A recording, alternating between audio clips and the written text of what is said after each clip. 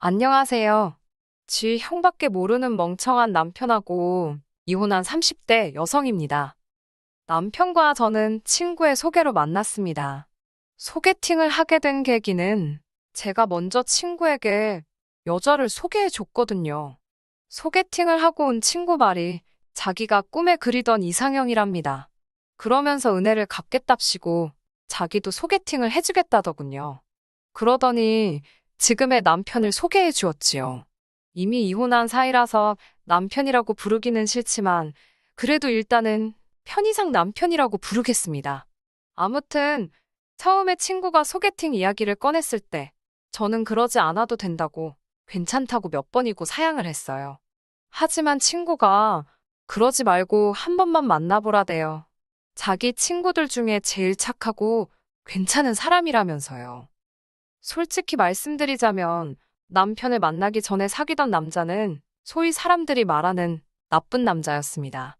대일대로 데이고 헤어졌던 터라 이후로 한동안 연애는 꿈도 꾸지 못했어요. 그나마 조금 나아진 이후로는 첫째도 둘째도 심성이 고운 남자를 만나기로 결심했고요. 그런 와중에 친구가 착한 사람이라고 하도 추천을 하니 믿져야 본전 아니겠나라는 심정으로 소개팅에 나가게 된 겁니다. 중소기업을 다니고 있던 남편은 저보다 3살이 많았어요.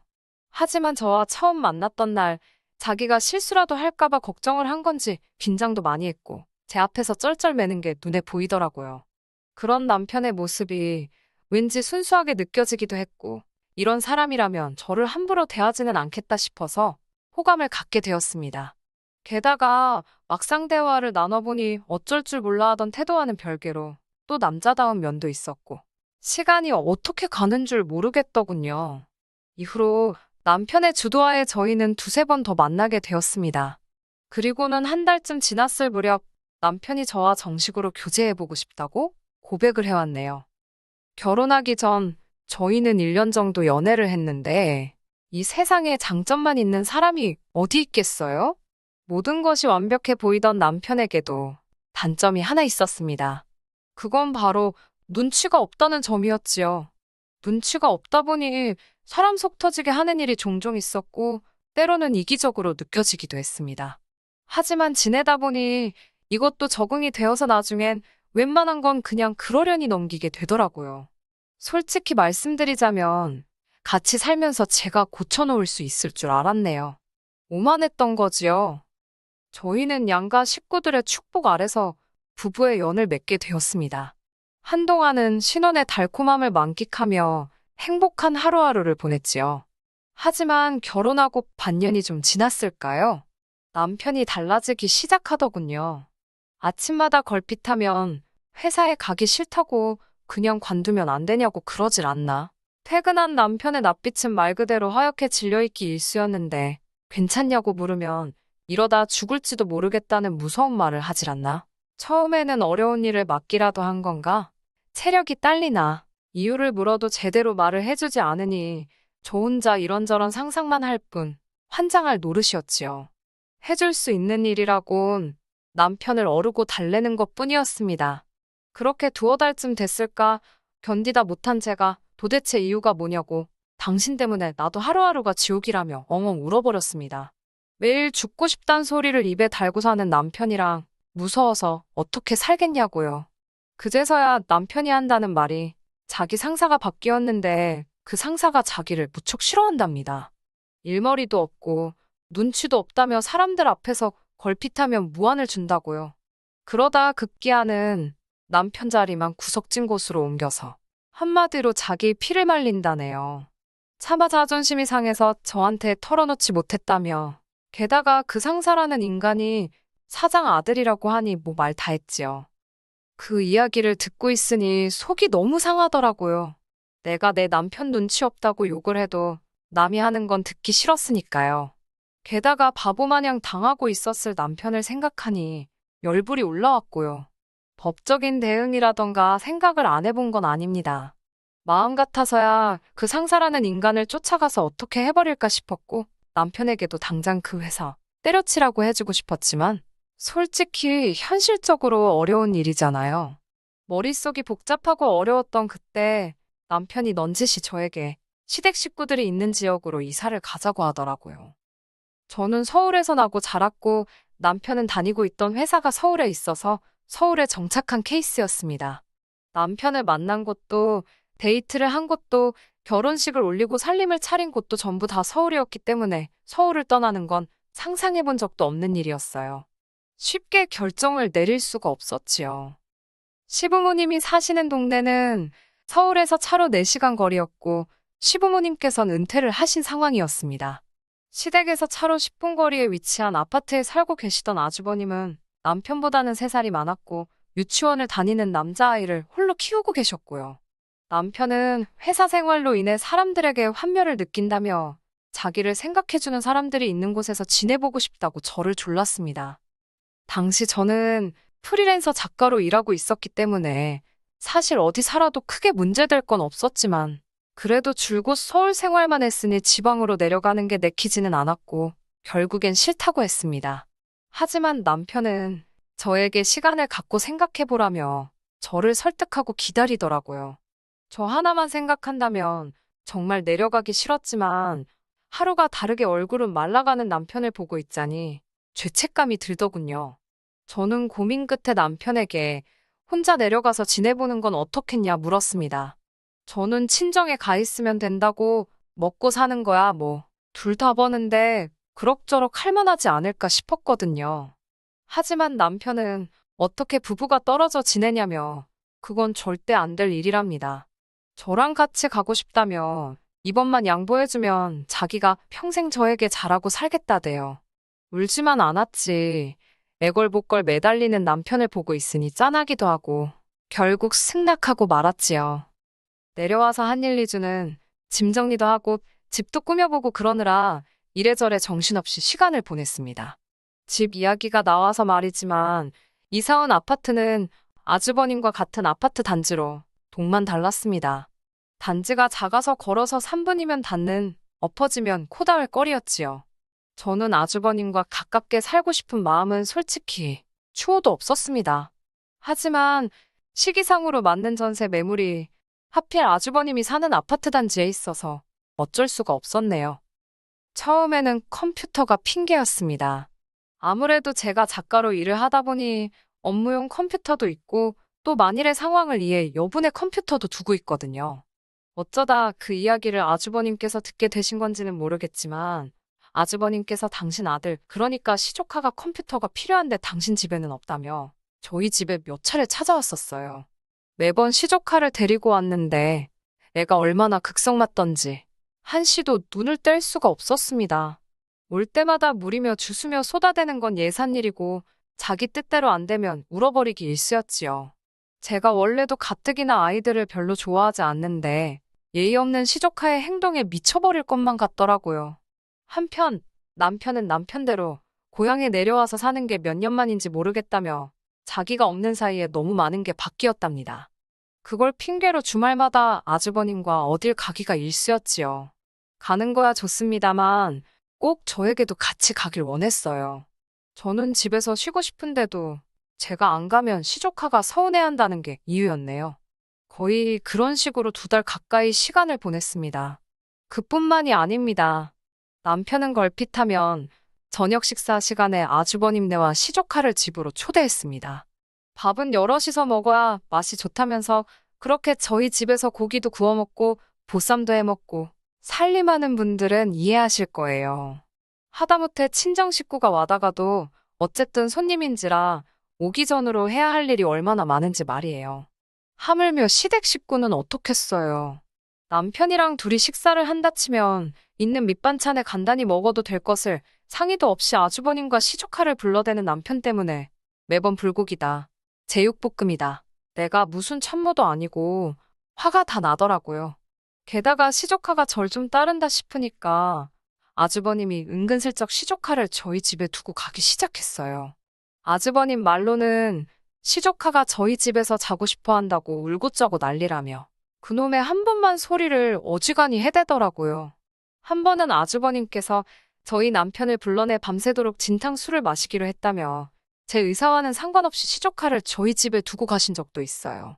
그때는 시조카는 아무런 잘못이 없는데도 불구하고 애도 꼴배기가 싫을 지경이었지요. 막말로 먹고 사는 게 바쁘고 힘들어 부탁을 해오는 거면 저도 이렇게 화가 나지는 않았겠지만 저한테 시조카를 떠넘겨놓고 매번 놀러나 다니는 걸 알고 있었으니 저도 마음을 곱게 쓰기가 어려웠어요. 정말이지 내가 지금 이게 뭐 하는 짓인가 싶더라고요. 결국 견디다 못한 제가 남편에게 아주버님도 시조카도 제발 그만 오게 하라고 치닥거리 하는 거 너무 힘들다고 하소연을 했습니다. 이사 온 지 반년도 안 됐는데 내가 너무너무 힘들고 피곤해서 못 살겠다고요. 하지만 남편의 반응은 한마디로 제가 유난이고 생색이라는 식이었습니다. 우리도 어차피 식사는 해야 하는 거 아니냐며 수저랑 젓가락 하나씩만 더 놓으면 되는 건데 왜 그런 걸로 이렇게 나를 세우냐입니다. 누가 언제 저더러 고기 반찬 해서 올리라고 했냐며 그냥 있는 반찬에 한 끼 차려줘도 고마워할 거라네요. 하지만 제 입장에서 시댁 식구한테 있는 반찬에 고추장이나 비벼줄 수 있겠어요? 남편이 눈치고 센쓰고 물 말아먹은 건 알고 있었지만 깝깝하더라고요. 뿐만 아니라 시조카에 대해서도 그 나이 때 애들은 원래 뛰어다니고 그러는 게 맞다면서 제가 그럼 나더러 계속 이렇게 살라는 거냐니까 필요하면 형제끼리 서로 도울 수도 있는 건데 제가 너무 선을 긋는답니다. 그 말을 듣는데 너무 어이가 없어서 다 필요 없다고 지금 이 순간부터는 아주버님이고 시족하고 꼴도 보기 싫으니 절대로 이 집에 들이지 말라 했습니다. 그렇게 당신 아주버님이 안타까우면 당신이 그 집 가서 밥 차려주고 그 집에서 시조카 봐주고 오라고 했어요. 남편은 저더러 결혼 전에는 그렇게 착하고 이해심도 많더니 왜 이렇게 된 거냐며 속상하고 서운하답니다. 나야말로 당신한테 속상하고 서운하다고 왜 이렇게 이기적이냐고 따지고 들었네요.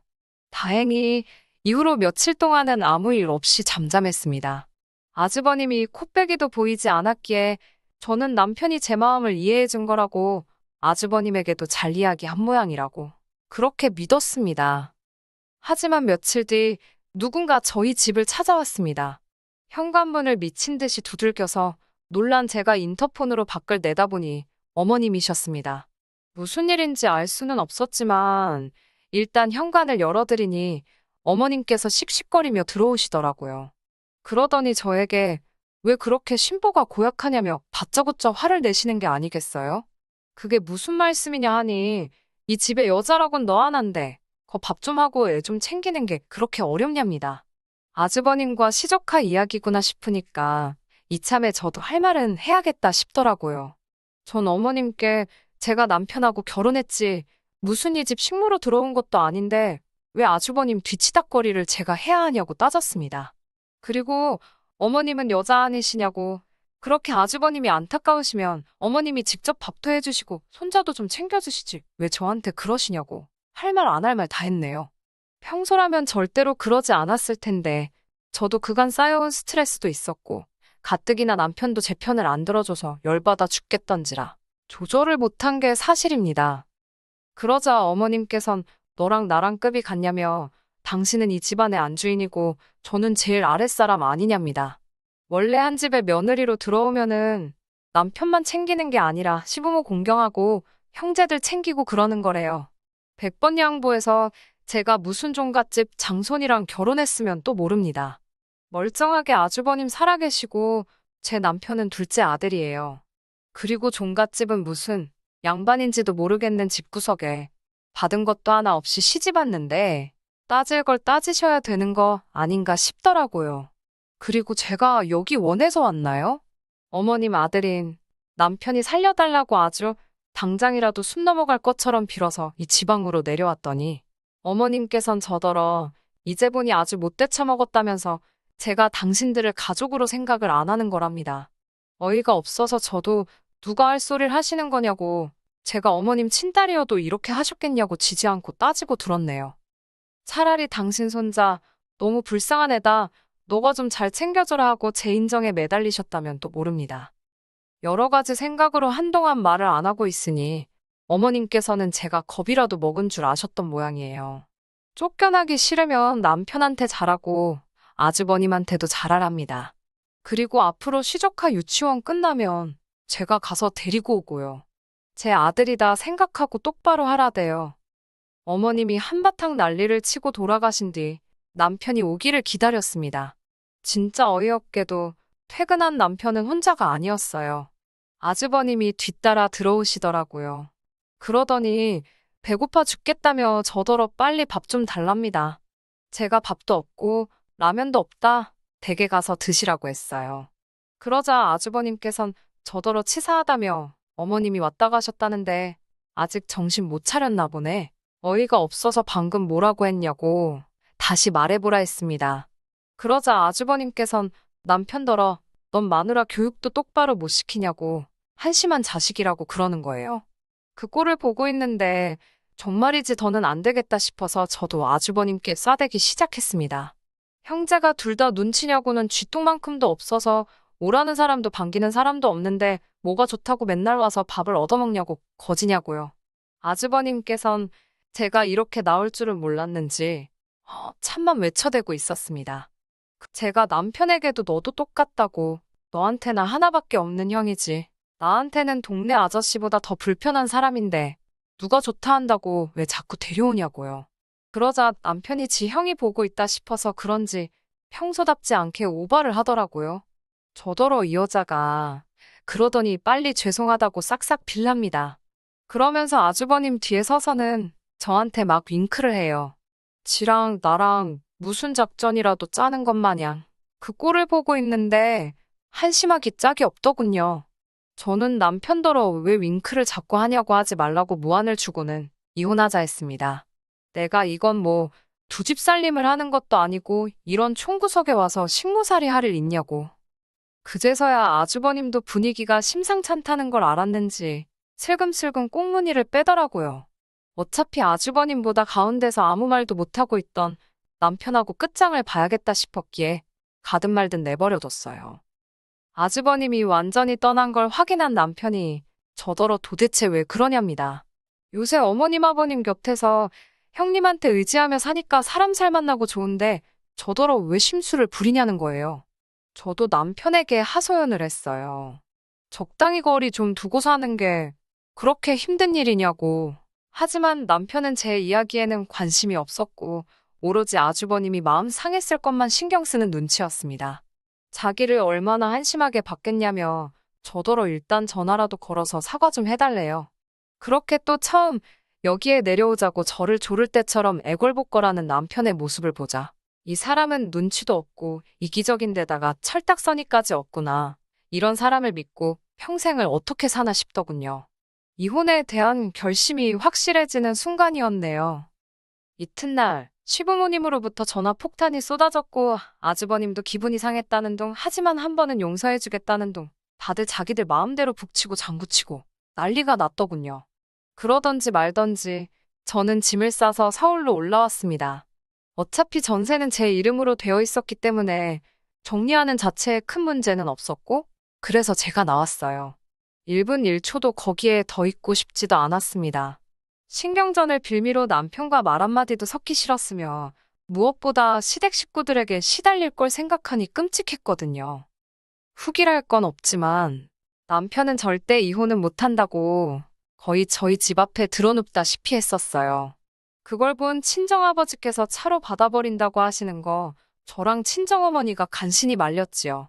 이래도 저래도 제가 받아주질 않으니 남편도 악에 바친 건지 이혼에 동의를 해주지 않아서 지금 이혼 소송 중입니다.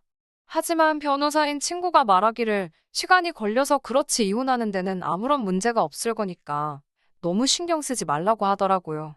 아, 이제 당분간은 남 뒤치다꺼리는 그만하고 싶어요. 제 앞가림이나 하면서 혼자만의 즐거운 일상을 되찾을 생각입니다. 끝까지 들어주셔서 감사합니다. 오늘의 사연은 여기까지입니다. 구독과 좋아요, 알람 설정 부탁드리고 더 좋은 사연으로 다시 찾아뵙겠습니다. 감사합니다.